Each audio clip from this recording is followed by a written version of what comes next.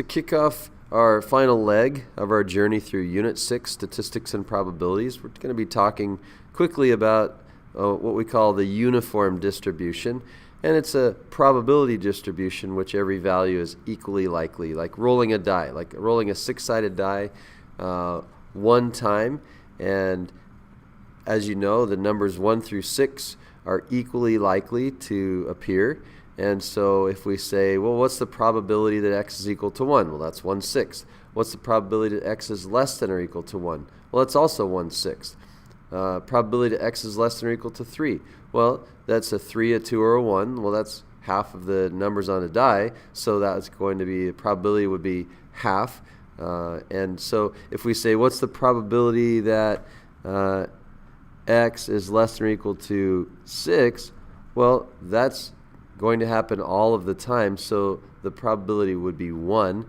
When something is 100% going to happen for sure, then the probability is 1. What about the probability that x is greater than 6?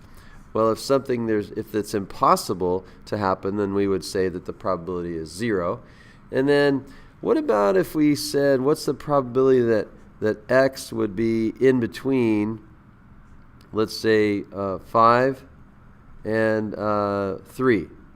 So this would mean that the probability that the roll would be a 3, a 4, or a 5, and that, again, there's 3 of those that happen and out of 6, and so if we have 3 out of 6, that's also 1/2. So we can find any probabilities using a uniform distribution, but the one thing I want to make sure you're aware of is that, let's say this is the graph of this situation going on where the outcome would be 1 through 6 along the horizontal axis, and the probability of that outcome happening would be on the vertical axis. Well, the probability is 1/6 for all of these, and the connection I want you to make is that, number one, that the total area under the curve is 1, and the area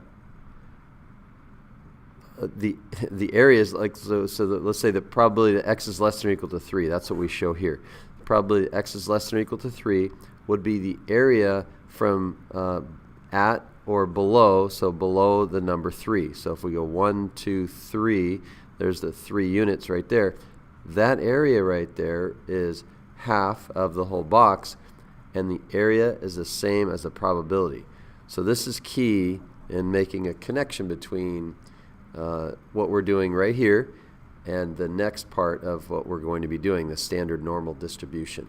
So again, total area under the curve is 1, and if we want to find probabilities, we connect that with finding the areas.